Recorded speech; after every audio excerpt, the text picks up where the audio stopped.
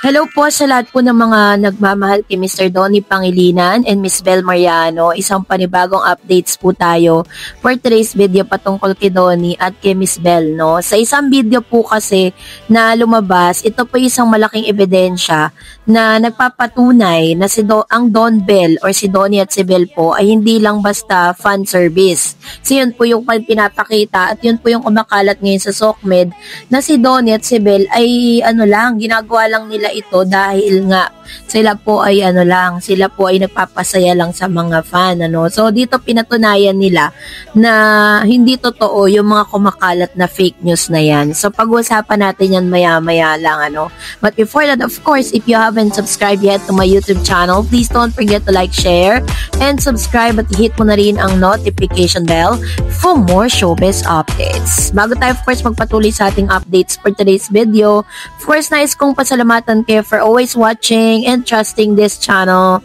Thank you so much sa inyong laging panonood at palagi ang pagsubaybay sa mga updates po natin.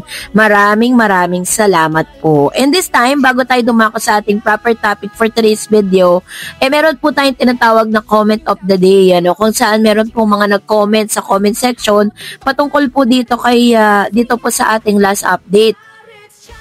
So, unahin natin ang komento ni Miss Jenny Pumikpik. Sabi niya, congrats to all MGB, meet, greet, and buy ka. Super talaga. Ang dami nagpapa-black screening sa kanya lang na uso ang black screening sa buong buhay ko. Sa kanya ko lang to nakita. God bless Morbel and Miss Tares. Thank you for always updating Don Bel. Actually po, ma'am, si Jenny Pumikpik, kasi for 5 years, ilang taon na rin po ako nag-updates patungkol sa mga artista.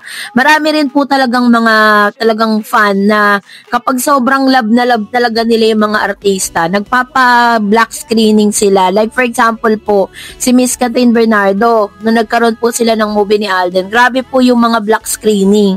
Grabe po yung ginagawa ng mga fan po nila na talagang even sa ibang bansa, mahal po ang pa-black screening pero nagpapa-black screening. So, dito naman po kay Bel, talagang si Bel Mariano po kasi meron talagang pinakamaraming fan base dito po sa MGB, sa Meet, Greet, and Buy, na talagang puro fan po ni Miss Bel ang nagpapa-black screening. Ano po yun hindi po yun biro na ipapasara mo yung isang cinema. Tapos babayaran talaga ng mga fan. Kumbaga parang ang ginagawa kasi nila dyan is nagkakandak po sila ng survey o kaya naman nagpo-post po sila sa mga group chats, ganun. Tapos nag-i-invite sila ng mga gustong sumama sa black screening. Lahat yon is sabay-sabay na manonood doon sa cinema na yun. So, ganun po yung ginagawa na pa-black screening. Kaya, grabe talaga yung mga support ang binibigay kay Miss Bel that time. At syempre, si Donnie rin nagpa-black screening para sa kanya. Si Miss Catherine Bernardo. Diba? Kasi friend po sila magkakaibigan sila. So, kaya naman sobrang blessed po ni Miss Bel. And then, sabi pa ni Miss Yolanda Congreso, Bel Mariano, Gen Z Superstar, nasa PBB House special guest, mega blockbuster, pumunta sa Vancouver, Canada kasama si Donnie Pangilinan and Darla to promote MGB. Congratulations and happy, sabi niya. And of course, sabi ni Miss Cel Bino Bival, congrats the whole cast of MGB. Thank you, Miss Tarets, for always update the whole activities of Don Bel. I'm always watching. God bless. Ma'am, si Soledad Cosme, ito sabi niya, thanks very much, Miss Tarot, sir. Always read my comments and I'm so happy that you always given importance to my comment about Don Bel. True, Bel is true phenomenal Gen Z superstar, a smart one in her action and words. When about my seeing this movie, Meet, Greet, and Buy, I truly cry because it's a family story touches one's heart of everyone seeing this movie, especially to a mother like me. At the same time, Lola na ni Bel is so good to this movie. Lalong-lalo na pala si Bel so good to this movie. Even though she don't have more dialogue, but her eyes connect in her inside feelings. Hoping and praying that soon a movie with Donnie and to be directed by good director like Ma'am Cathy Casampana. Thanks, Ma'am Dareds, and more power to you. Salamat, Ma'am Chisoledad. Ayan, so na-appreciate ko po yung inyong laging panonood at talagang hindi kayo nagpapahuli sa mga komento patungkol po sa mga updates natin kay Bel tsaka kay Donnie Pangilinan. And this time, eto na, pag-usapan na natin kasi meron po kasing napadaan sa newsfeed ko at ito po yung nagde-debunk, no, dun po sa mga usapin sa social media na sinasabi nila na si Donnie at si Bel Mariano po ay lang for fan service, which is very very wrong po yun.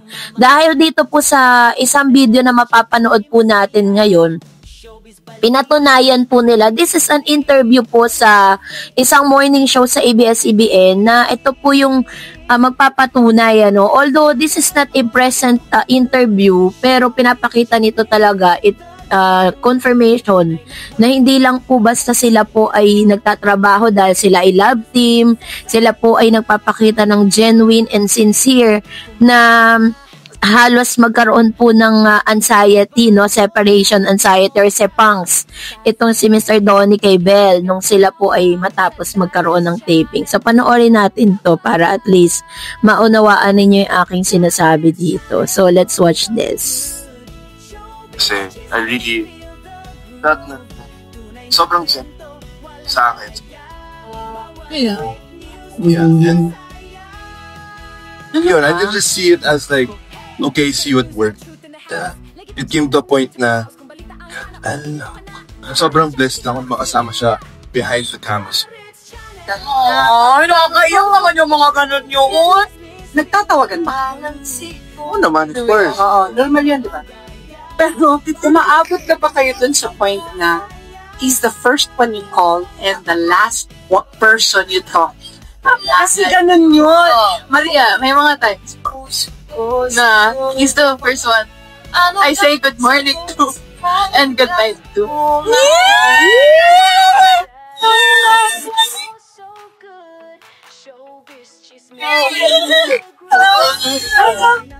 Kung malaman si Bon, ganda rin kasi minsan bigla mo na lang napapansin or hindi mo napapansin isang araw na realize mo, teka lang, siya yung una at huli kong nakapapansin. I mean, there are so many times kasi na parang, for example, yung lock. Every day nakikita ko siya talaga. Even the promo, every day nakikita ko.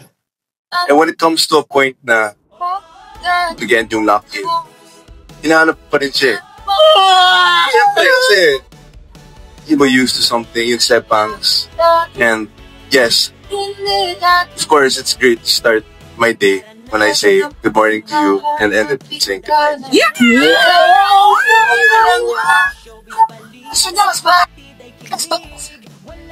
Halos gusto na pong sumigaw at nagsusumigaw na po yung mga host, no? At talagang kung ikaw present na nandoon sa interview na yon, talaga sabi mo kikiligin ka ng todo dahil po sa mga sinasabi ni Mr. Donnie Pangilinan. And it shows the sincerity and tsaka yung genuine na sinasabi po ni Mr. Donnie doon sa pagkakataon na yon, 'di ba? At dito po pinatunayan nila na nagsimula talaga ang lahat, no? Nung sila po ay nagkaroon ng lock-in taping, napalapit talaga sila sa isa't isa. So ngayon, hindi man po nila maamin sa publiko kung ano ng estado ng kanilang relationship.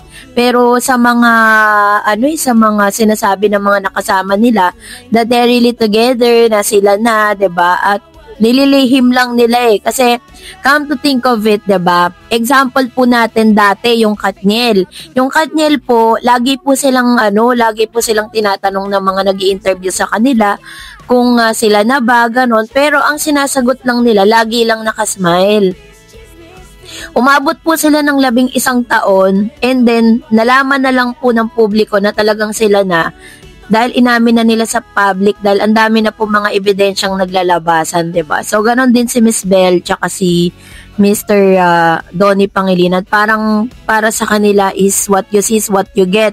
Kung ano may nakikita ninyong sweetness nila, yung kanilang kung paano sila magkaroon ng interaction to each other, 'di ba? Yun na yung confirmation, that's the confirmation. And wala na pong makakatibag doon sa kanilang relationship na meron sila. Kahit ano pa po at kahit sino pa po yung mga makalab team nila or makapareha nila dyan, wala talaga.